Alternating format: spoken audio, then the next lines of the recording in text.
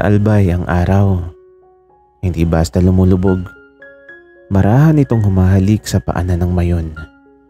Parang lihim na ipinapasa sa hangin ang mga kwentong hindi nais ipagsigawan.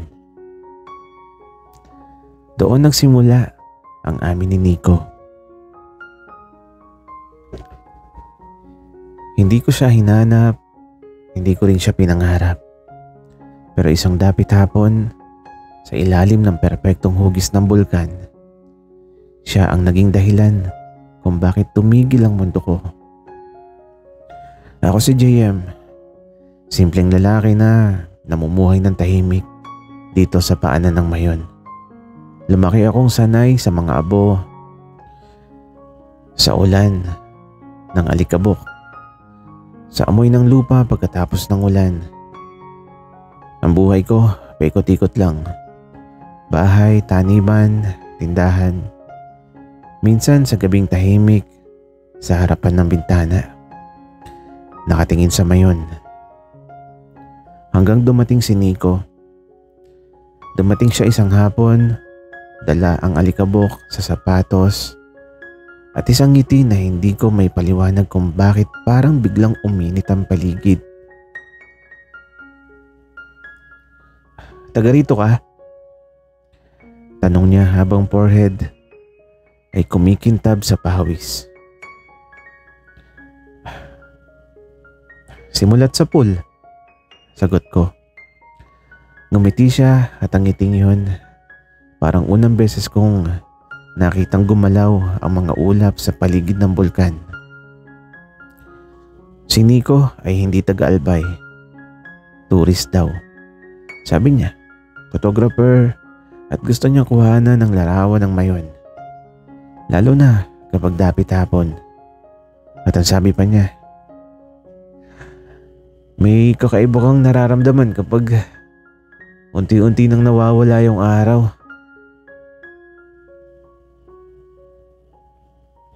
Hindi ko agad inamin sa sarili ko pero habang kinakausap ko siya, parang gusto kong manatili. Araw-araw siyang bumabalik, araw-araw sa parehong pwesto, sa damuhan kung saan kita ang buong mayon. Nagkukwentuhan lang kami sa simpleng paraan, sa mga tanong na hindi direkta pero mararamdaman mo ang lalim. Tingin mo, JM, may mga bagay bang panghabang buhay kahit saglit lang? Tanong niya minsan. Hindi ako nakasagot. Tumingin lang ako sa mayon, tahimik, matatag. Pero alam naming kaya naming mag-alboruto anumang oras. At ang sagot ko, siguro, parang mayon tahimik lang pero may laman. Ngumiti siya at doon ko unang naramdaman ang kakaibang kaba sa dibdib ko. Isang hapon habang naglalakad kami, palayo, biglang umambon. Hindi malakas, sapat lang para malinisan ng alikabok sa hangin. Napatingin siya sa akin. Salamat sa'yo, mahina niyang sinabi. Parang gumagaan yung pakiramdam ko kapag nandito ako. Wika pa niya. Hindi ko alam kung ano isasagot ko kaya tumahimik na lang ako. At sa katahimikan na yon, may isang bagay na unti-unting namumuo. Isang pakiramdam na wala akong pangalan noon. Pero alam kong ayoko na siyang mawala. Sa dapit hapon ng araw na yon, sa ilalim ng anino ng mayon, doon ko unang naramdaman may isang pag-ibig na hindi basta-basta lilipas. May mga araw na tahimik lang ang mundo, pero sa katahimikan na yon, doon ako mas lalong nalulunod. Sa mga ngiting hindi ko alam kung saan ilalagay, sa mga titig na masyadong matagal para maging simpleng pagkakaibigan. Si Nico, unti-unti na siyang nagiging bahagi ng dapit hapon ko. Hindi na lang siya turista sa paningin ko. Hindi na lang basta sa bayang tahimik. May mga hapon na hindi kami nagsasalita. Umuupo lang kami sa damuhan, pinakikinggan ng hangin, ang huni ng ibon, ang malayong alingaw-ngaw ng buhay sa baryo. At sa pagitan ng katahimikan na yun, parang may sariling wika ang pagitan ng mga balikat namin. Isang araw, dala niya ang maliit niyang kamera at ang sabi niya, "Tumabi ka sa akin." Natawa ako. "Ayoko, hindi naman ako marunong mag-post." Hindi ito posing, memories." Sagot niya. Doon ko nakita kung paano siya tumingin sa mundo. Hindi sa lente, kundi sa mga bagay na madalas balewalain. Pinicturan niya ako habang nakatingin sa mayon. At ang tanong ko, maganda? Mas tumagal ang titig niya sa akin kaysa sa bulkan. At ang sagot niya, "Mas maganda." Hindi ko alam kung bakit parang biglang uminit ang pisngi ko. Hindi ko alam kung bakit gusto kong umiwas sa mata niya. Pero hindi ko magawa. Mula noon naging lihim ko na ang mga hapon. Kapag wala siya, parang may kulang sa paligid. Kapag nandun siya, parang lahat may liwanag. Isang dapit hapon, naglakad kami sa gilid ng bukid. Amoy lupa, amoy damo, amoy ulan sa hangin, hindi pa tuluyang bumabagsak. Bigla siyang huminto. JM! At tinawag niya ako. Napalingon ako. At ang sabi pa niya, "Kapag wala na ako dito, maaalala mo pa ako?" Tumigil ang mundo. Nico, bakit mo tinatanong yan?" Hindi siya agad sumagot. Tumingin lang siya sa mayon, sa ulap na unti-unting bumabalot sa tuktok nito. "Wala lang. Curious lang," sabi niya. Pero ramdam ko may bigat ang tanong niya. May lungkot sa mata niya na hindi ko pa nauunawaan. Gusto kong hawakan ang kamay niya noon. Gusto ko siyang pigilan sa salitang wala. Pero hindi ko ginawa. Takot ako. Sa dapit hapon na yun, habang unti-unting nilulunok ng gabi ang araw, doon ko unang naramdamang ang kaligayahan pala. May kasamang takot. Takot na mawala siya. Takot na masanay ka. May mga hapon na parang tumitigil ang oras. May mga hapon na kahit huminga ka, ramdam mo yung bigat ng damdamin mo. Si Nico at ako, unti-unti nang naging higit pa sa simpleng magkakilala. Hindi namin to sinasabi, hindi namin to pinapangarap. Pero ramdam mo, sa bawat ngiti, sa bawat titig, sa bawat simpleng hawak ng kamay, may nabubuo na at hindi na mababaliwala. Isang hapon nagpunta kami sa pangpang ng ilog. Doon habang pinagmamasdan niya ang tubig na kumikislap sa dapit hapon, sinabi niya, JM, gusto kong manatili dito kahit sandali lang.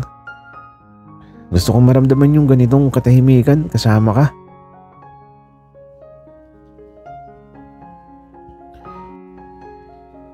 Hindi ko alam kung anong sasabihin ko. Puso ko'y kumakaba, ngunit ang dila ko'y natataranta.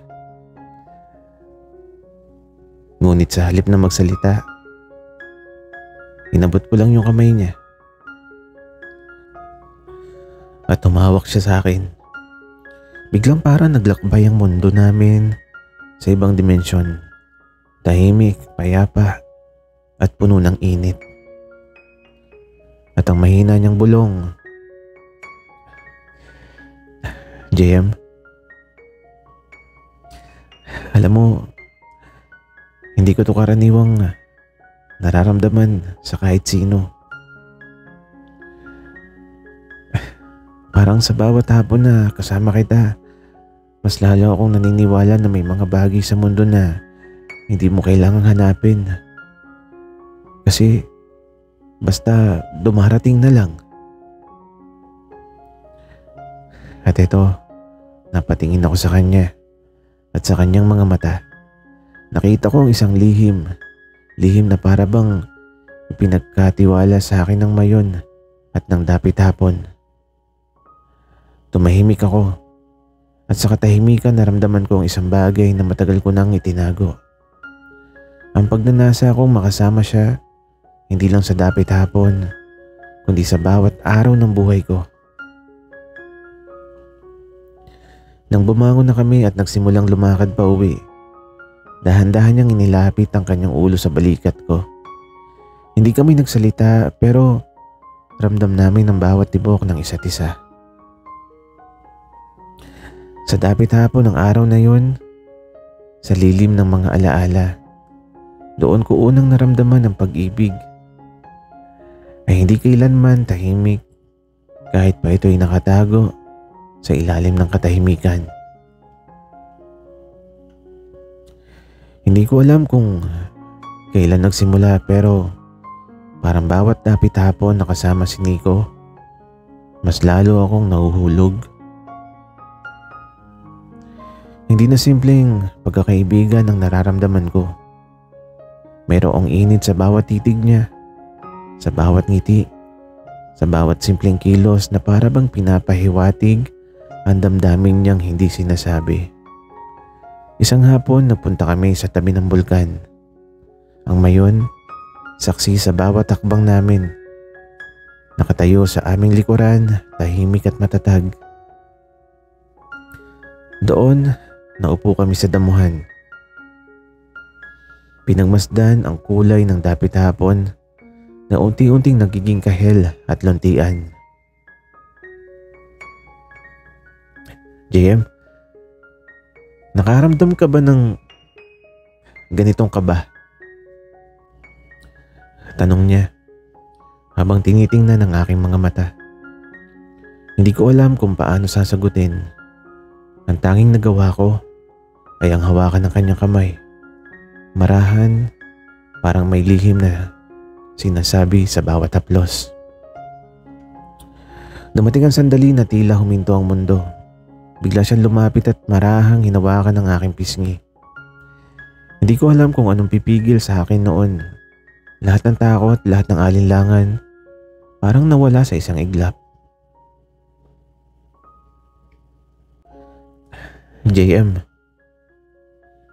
bulong niya. Halos hindi ko marinig.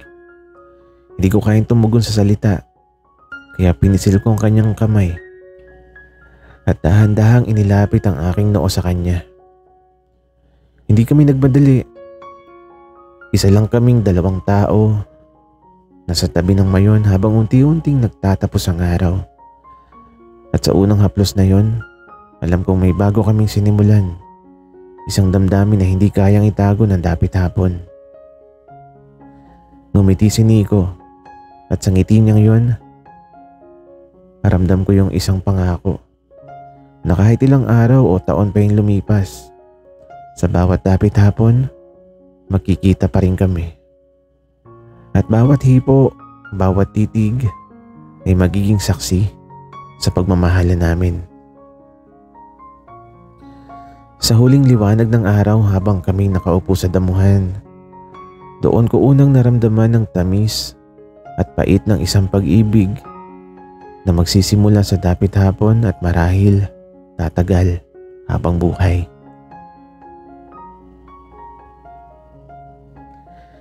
May mga bagay na kahit hindi mo gustong itago, ramdam mo pa rin sa bawat haplos, bawat tingin, bawat ngiti. Si Nico, unti-unti niyang binubuksan ang kanyang mundo sa akin at hindi ko alam kung handa na rin ba ako sa bigat ng lihim niya. Isang hapon naglakad kami sa tabi ng ilog na dati namin pinupuntahan. Ang dapit hapon ay naglalaro sa tubig Nagiging ginto ang himig ng bawat alon na dumadampi sa paanan namin. JM. Mahina niyang bulong habang hawak ang kamay ko. May gusto sana akong pakita sa iyo. Dinala niya ako sa isang lumang kubo sa gilid ng bukid. Tahimik, malayo sa mata ng iba. At doon ko unang naramdaman na ang bawat kilos niya, bawat titig niya, ay may lihim na higit pa sa simpleng pagkakaibigan. Lumapit siya at halos maramdaman ko na yung tibok ng puso niya sa bawat hakbang. JM, gusto ko lang malaman mo. Tumigil siya na parang pinipili ang tamang salita. Di ko alam kung ano yung susunod, kaya huminga na lang ako ng malalim at hinawakan ang kanyang mga kamay. JM, ikaw yung tanging tao na gusto kong makasama sa bawat dapit-hapon ng buhay ko. Ang puso ko'y tumibok ng mabilis. Hindi ko alam kung anong mas matamis, ang salitang yun o ang paraan ng pagtingin niya sa akin na punong-puno ng katotohanan at tapang.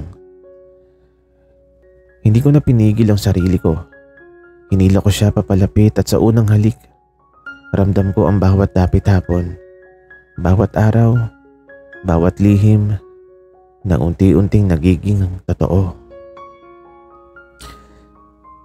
Sa ilalim ng huling sinag ng araw, habang nakapikit kami sa piling ng isa't isa, doon ko unang naramdaman na ang pag-ibig ay hindi lang hango sa damdamin. Ito'y panghabang buhay. At sa bawat haplos, bawat halik, bawat tibok ng puso, alam ko na may isang lihim na hindi na kailangang itago.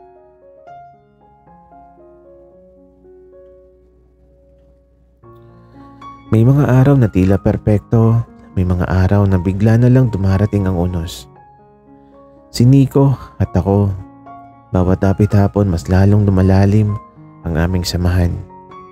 Pero hindi ibig sabihin na wala nang pagsubok sa aming pag-ibig. Isang hapon habang naglalakad kami sa paanan ng Mayon, napansin kong tila may inaalala siya. JM, may sasabihin sana ako. Bulong niya pero naputol. Di ko alam kung takot siya o nag-aalangan. Ngunit naramdaman ko sa bawat kilos niya na may bagyong paparating. Hindi sa kalikasan, kundi sa aming puso. Ilang araw ang lumipas at dumating na ang balitang hindi ko inaasahan. JM, kailangan ko munang umalis. May trabaho sa Maynila eh. Mahina niyang sabi habang hawak yung kamay ko. Hindi ko alam kung anong sasabihin ko. Ang puso ko'y tila nabihak sa bawat salita. Gaano katagal?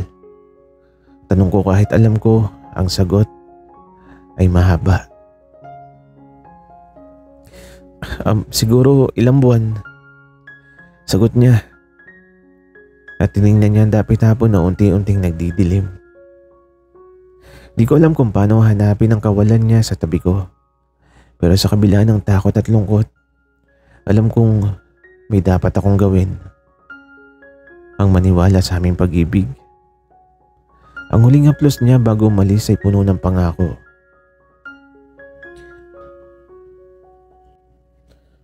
JM, kahit malayo ako, tandaan mo, sa bawat dapit-hapon, nandito pa rin ako sa puso mo at babalik ako. Pinisil ko ang kamay niya at sa katahimikan ng dapit-hapon, nagdasal akong ang bawat salita niya ay sana maging totoo. At sa sandaling yun, natutunan ko ang isang bagay. Ang pag-ibig ay hindi lang sa piling, kundi sa pagtitiis at pananampalataya at sa pangakong babalik sa bawat dapit hapon. Ilang buwan na rin siyang wala. Si Nico na dati kasama ko sa bawat dapit hapon, ngayon ay nasa malayo. Ang mayon, tahimik pa rin. Saksi sa aking pag-aalalang hindi ko may paliwanag. Araw-araw sinusubukan kong ipaalala sa sarili ko ang kanyang pangako na sa bawat dapit hapon, nandito pa rin siya sa puso ko. Tumawag siya minsan sa gabi, marahan ngunit ramdam mo yung lungkot sa boses niya. JM, miss na kita. Sabi niya at naramdaman ko yung init ng kanyang damdaming kahit nasa linya lang kami. Miss na rin kita, Nico. Sagot ko na halos mapayak ako sa lungkot. Sa bawat salita, sa bawat tawa, sa bawat alaala ng aming dapit hapon, ramdam ko yung tibok ng puso namin na kahit magkalayo, hindi kumukupas. Ngunit ang pinakamahirap ay ang mga araw na tahimik siya. Parang mayon sa dilim, nakatitig, tahimik, at may lihim na hindi ko alam. May mga sandali na gusto ko siyang tawagin at sabihin na hindi ko kayang mabuhay nang wala siya. Ngunit may respeto ako sa kanyang pangarap. Hanggang isang hapon dumating yung tawag na nagpabalik ng kulay sa mundo ko. JM, babalik na ako. Gusto kitang makita. Bulong niya sa telepono. Di ko alam kung ano yung unang ginawa ko. Tumakbo ako sa tabi ng mayon. Umiyak ba ako sa tuwa? Siguro pareho. At sa sandaling yon, napagtanto ko. Ang pag-ibig kahit pinipilit lumayo, bumabalik sa dapit hapon ng puso. At ang aming dapit hapon ay hindi matatapos hanggat may pangarap kaming sabay hinahabol. Sa pagbabalik niya, alam kong may bagong simula. Hindi na lang simpleng dapit hapon ang naghihintay sa amin, kundi isang buhay na puno ng pangarap, halik at pagmamahalan.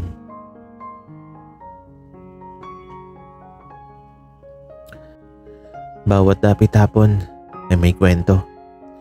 Ngunit sa huling dapit hapon na to, alam kong hindi na to magwawakas sa alaala lamang.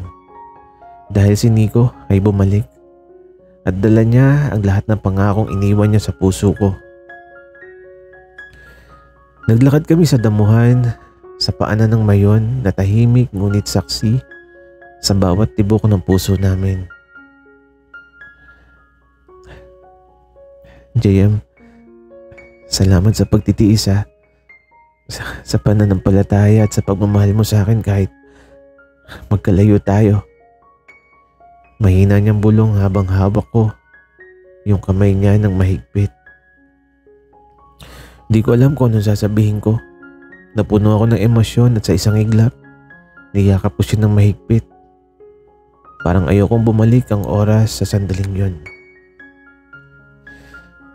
Miss na din kita, Nico. At hindi na kita pakakawalan. Bulong ko sa kanya. Tumitig kami sa isa't isa habang unti-unting lumulubog ang araw. Ang dapit hapon ay nagkulay kahel at luntian na parang pinapahiwatig ang tamis at init ng pagmamahala namin. At sa ilalim ng huling sinag ng araw, may halik kaming walang pangako kundi ang katotohanan. Ang pagmamahal namin matatag, totoo at panghabang buhay. Hindi lang basta pagkakaibigan, hindi lang basta pagkakakilala. Ito na yung one great love namin na sa bawat dapit hapon, muling magbabalik sa puso namin, walang hanggan. At habang kami nakaupo sa damuhan, nakamasid sa mayon, alam kong kahit kailan, kahit ilang dapit hapon pa ang darating, ang aming pag-ibig ay mananatili tulad ng bulkan, matatag, tahimik at saksi sa bawat kwento ng puso. Dapit hapon na, ngunit hindi ang aming pagmamahalan. Sana'y nagustuhan nyo ang aming kwento. Maraming salamat sa inyong pakikinig.